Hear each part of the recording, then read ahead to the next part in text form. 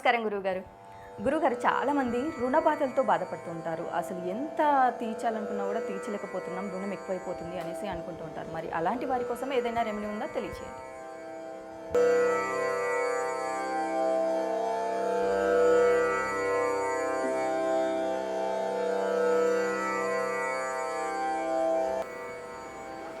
శ్రీ మహాగణాధిపతయే నమః.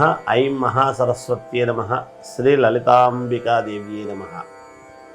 రుణబాధలు తీరాలి అంటే చాలామంది చాలా రకాలుగా, నేను కూడా అనేక రకాలుగా ఏదో ఉప్పు దీపమని ఇంకొకటని ఇలాంటివేవో చెప్పాను. ఎవరు రుణాలు కావాలి అని అదే పనిగా చేసుకోవాలని చేసుకోరు. ఒక్కోసారి చాలామంది ఏమవుతుందంటే రుణం తీసుకొని తీరుద్దాములే, మనకు వచ్చేది ఉంది కదా అనే అభిప్రాయంతో చేస్తారు. ఆ వచ్చేది ఆ సమయానికి సరిగ్గా రుణం తీరుద్దాము అనుకునేటప్పటికీ ఇంకొకటి ఏదో పనిపడి దీనికి వాడదాము తర్వాత ఇద్దాములే అనేటువంటి అభిప్రాయంతో జరుగుతుంది.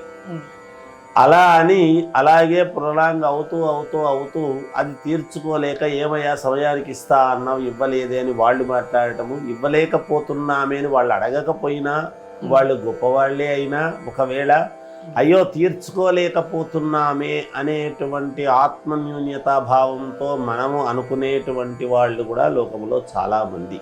మనం ఇవ్వాలి కదా, తప్పనిసరి చేసినాము, మనకు సరైన సమయానికి ఇచ్చినప్పుడు సరైన సమయానికి మనము కూడా ఇవ్వాలి కదా అనేటువంటి భావనతోనే చాలామంది ఉంటారు. అయితే పరిస్థితుల దృష్ట్యా మనము ఇవ్వలేకపోతాం చాలా వరకు. అయితే సరే, మనం ఎందుకు ఇవ్వలేదు అనేటువంటి భావన ఎదటివాడు అర్థం చేసుకోగలిగినటువంటి వాళ్ళు ఉన్నారు సమాజంలో. అది అర్థం చేసుకోలేక కొంచెం ఇబ్బందులు పెట్టేవాళ్ళు ఉంటారు. వీళ్ళు తీసుకున్న వాళ్ళు కూడా నిజాయితీగా ఇవ్వాలి అనుకునేటువంటి వాళ్ళు కొంతమంది. ఆ ఉంటాళ్లే, ఏముందిలే, ఇచ్చిన తర్వాత ఎవరి కోసం ఉంటాడు, ఏదో అడుగుతుంటాడు, నిజమే మరి బాగుందే మనకు రావాలి కదా వచ్చినప్పుడు చూద్దాములే అని అవసరాల నిమిత్తం వాడుకోవటం. ప్రపంచం అన్న తర్వాత భిన్న అభిప్రాయాలతో అనేక రకాల మంది వాళ్ళు ఉంటారు. ఇది సమాజం, సహజం. కానీ అప్పులు తీర్చుకోవాలి అంటే ఏం చేయాలి? ధనం రావాలి. ధనము వస్తేనే కదా అప్పు తీర్చుకుంటారు ఎవరైనా. అప్పు ఎక్కడి నుంచి తీరుతుంది? స్థిరాస్తులు ఉంటే ఒకవేళ అమ్మి తీరుద్దాంలే అనుకుంటాం. ఎవరైనా అప్పు కోసమని స్థిరాస్తులు అమ్ముతారా? అమ్మరు. దాని వాల్యూ దానిది. ఏదైనా రాబడి ఉంటే చూసుకొని తీరాలి అనేటువంటి. ఎక్కడొచ్చి మళ్ళీ సంపాదన, మళ్ళీ విషయం అక్కడ మనకు రావాలి అనుకునేది, మనకు పని కావాలి అనుకునేది.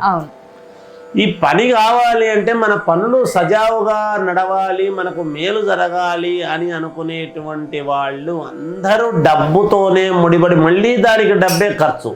ఈ పూజ, ఆ పూజ, ఇంకొకటి అంటే డబ్బుతోనే ముడిపడి. అలా ఉండకూడదు ఎప్పుడూ కూడా. మనకు ధనము అనుకూలించాలి, పరిపూర్ణముగా మనకు మేలు జరగాలి అని అనుకునేటువంటి వాళ్ళు చాలా ఉన్నాయి చేసుకునేటువంటి వాటిల్లో. అయినా అతి సులభముగా, అతి సామాన్యముగా, మామూలుగా మన యొక్క ఇది తీరాలి అని అనుకున్నప్పుడు పసపు గణపతిని చేసుకోవటం. పసపు గణపతిని చేసుకొని గౌరీదేవిని కూడా చేసుకోవటం. ఎందుకు? మనము లక్ష్మీ గణపతి అని అంటున్నాం. మనము చెప్పటంలో గణపతి, లక్ష్మీదేవి ఇద్దరు అనుగ్రహిస్తేనే మనకు ఏదైనా, మనము ఒక పనికి పోతున్నాము అంటే ఆ పనికి ఎటువంటి విఘ్నాలు లేకుండా ఆ పని కార్యజయం కలిగితేనే మనకు ధనం అనేది వస్తుంది. లక్ష్మీదేవి యొక్క అనుగ్రహం కలుగుతుంది. లేకపోతే వినాయకుడు ద్వారపాలకుల్లాగా ముందే ఉండి తాను మొట్టమొదటి లోపలికి పోలేకుండా అడ్డగిస్తుంటాడు. ఆ అడ్డగించినప్పుడు లోపలికి పోతే కదా గర్భగుడిలో అమ్మవారిని మనం చూడగలుగుతాం. బయటే వినాయకుడు అడ్డగిస్తున్నప్పుడు ఏం పోతాం లోపలికి? కనుక అందుకనే ముందు వినాయకుడికి మనం ఏం చేయాలి అనేది ఆలోచన చేయాలి ప్రతి వాళ్ళు కూడా. పసపు గణపతి, గౌరమ్మ అనేటువంటిది చేస్తారు మామూలుగా. అలా గౌరమ్మను రెండిటినీ చేసుకొని ఎప్పుడు చెయ్యాలి? అవును. మంగళవారం రోజు ఉమ్.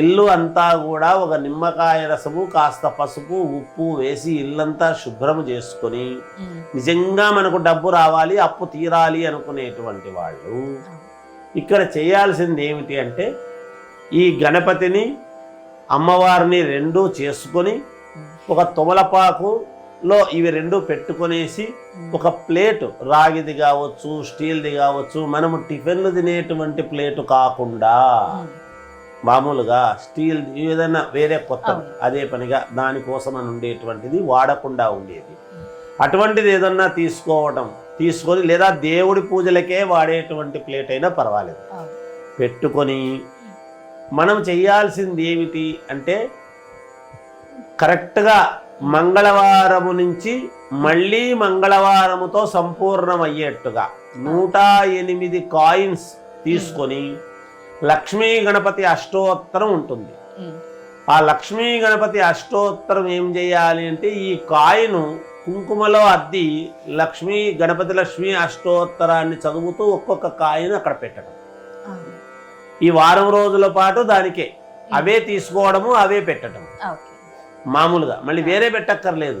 ఆ 108 కాయిన్సే అక్కడ పెట్టడం. పెట్టిన తర్వాత అగరబత్తీలు తెప్పి పూర్ణముగా హారతిచ్చి లక్ష్మీదేవి మనం ఈ ధనానికి అన్నిటికీ ఎందుకంటే వజ్రాన్ని వజ్రముతోనే కొయ్యాలి మనము ధనాన్ని ధనముతోనే సంపాదించాలి. మనం కూడా అకౌంట్లో మనం ఒక 10 రూపాయలన్నా ఉంటే కదా బ్యాలెన్స్ ఇంకో 100 రూపాయలు ఎవడన్నా వేసేవాడు ఇస్తాడు. అలాగే 108 కాయిన్స్ మనం అక్కడ ఎప్పుడైతే పూజ చేసి మళ్ళీ రోజు అవే తీసుకొని చేయటం. సాయంకాలం ముందుగా తీసి పక్కా పెట్టుకోవడము దాన్ని మళ్ళీ కుంకుమలో అద్ది పెట్టడం. ఇలా చేస్తూ వారం రోజుల పాటు మంగళవారం నుంచి మళ్ళీ మంగళవారం వరకు చేసి చివరి మంగళవారం రోజు 2 టెంకాయలు కొట్టి అయిన తర్వాత ఆ పసుపు ముద్దలను రెండింటినీ కూడా అంటే గౌరమ్మ పసుపును తర్వాత గణపతి పసుపును ఈ రెండిటినీ కూడా తీసుకొని నీళ్లల్లో బాగా శుభ్రంగా కొంచెం నీళ్లలో తక్కువ నీళ్లలో అవి నిమజ్జనం లాగా చేసి అంటే బాగా కలిపేసి దాంట్లో నిజంగా మనకు మేలు దొరుకుతుంది అంటే ఆవు పేడ కూడా కలుపుకోవచ్చు. అలా కలుపుకొని ఇంటి ప్రధాన గడపకు దాన్ని మొత్తాన్ని రాయాలి. రాసిన తర్వాత ఆ ఇంటి ఇల్లాలు ఇది బొట్టులాగా పెట్టుకోవాలి.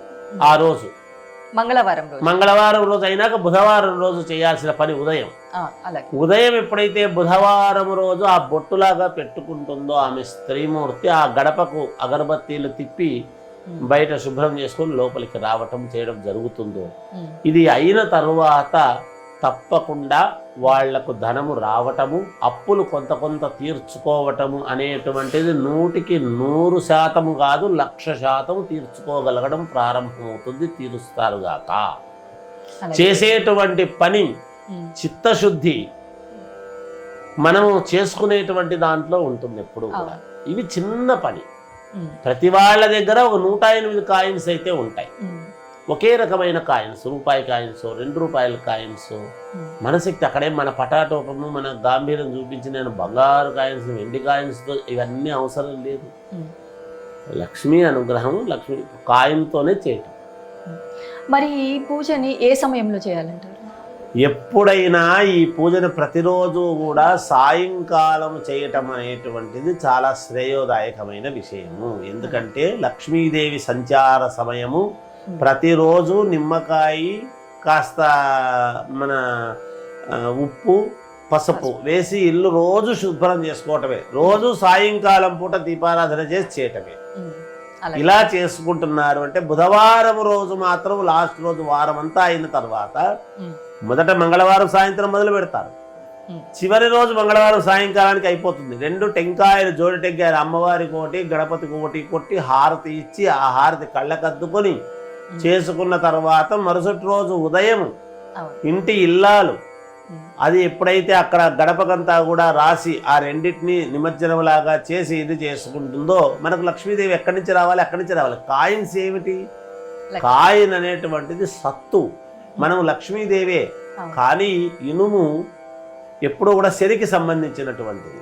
ఆ ఈ కాయిన్ అనేటువంటిది కూడా ఇనుముతో తయారైనటువంటిదే కదా. అందుకే కదా 116 అంటే ఒకటి కాయిన్ పెట్టి ఇస్తాం మనం తాంబూలము బ్రాహ్మణోత్తములకు అందరికీ ఇచ్చేటప్పుడు. కనుక శని అంటే ఏమిటి? దేహపీడాకారకుడు, శ్రమకు సంబంధించినటువంటి ఇది. నీవు కష్టపడింది ఎక్కడి నుంచి వస్తుంది? డబ్బు పైనుంచి మూట పడదు కదా, అంతే కదా. నువ్వు ఏదైనా సరే మనం చిత్తశుద్ధి ఉంటే గణపతి ఏదైనా ఉండేటువంటి మనకు ఉండేటువంటివన్నీ కూడా పోగొట్టి అమ్మవారి అనుగ్రహంతో, అందుకనే చిన్నపిల్లలు అత్త అని పలికారు మొట్టమొదట అంటే ఐశ్వర్యము అని. గణపతికి లక్ష్మీదేవి అత్త, అందుకనే అత్త అని పిలిస్తే ఐశ్వర్యవంతులు అవుతారు అని పిలవమని. ఊరికే కాదు, దేవతలను బట్టే వాళ్ళు చేసేటువంటి విధానాన్ని బట్టే మనం కూడా అనుకుంటాం. ఇది అందరికీ తెలిసిందే, దీంట్లో పెద్ద వింత ఏమీ కాదు, కొత్తగా మనం చెప్పక్కర్లేదు. అయితే ఈ 108 కాయిన్స్ కుంకుమలో అద్దె పెట్టడం అనేటువంటిది ఒకటి ఉంటుంది కదా. అది దాని కుంకుమ ఖర్చుకుందా, అతుక్కుందా లేదా అనవసరం. కుంకుమలో అద్దడము పెట్టడం. కుంకుమలోకి ఎప్పుడైతే కాయిన్ పెట్టామో అక్కడే తెలుస్తుంది అది కుంకుమ యొక్క అనుగ్రహం. అందువలన ఇలా చేసుకుంటే తల్లి తప్పకుండా డబ్బు రావటము, అప్పులు రుణబాధలు తీర్చుకోవటానికి మీకు ఒక మార్గము దొరుకుతుంది. మొదలు పెడతారు కూడా తీర్చుకోవటానికి. ఇది తప్పకుండా 100% జరిగి తీరుతుందని తెలియజేస్తూ జయోస్తు. అసలు రుణ బాధలు తీరిపోవాలంటే ఎలాంటి రెమెడీ చేసుకోవాలి అనేసి చాలా చక్కగా వివరించారు గురువు గారు. అసలు రుణ బాధలతో చాలామంది బాధపడుతూ ఉంటారు. నిజంగా ఇది తీర్చుకోవడానికి ఈ రెమెడీ చేస్తే చాలా చక్కగా వర్కౌట్ అవుతుంది అనేసి చాలా చక్కగా వివరించారు. ధన్యవాదాలు.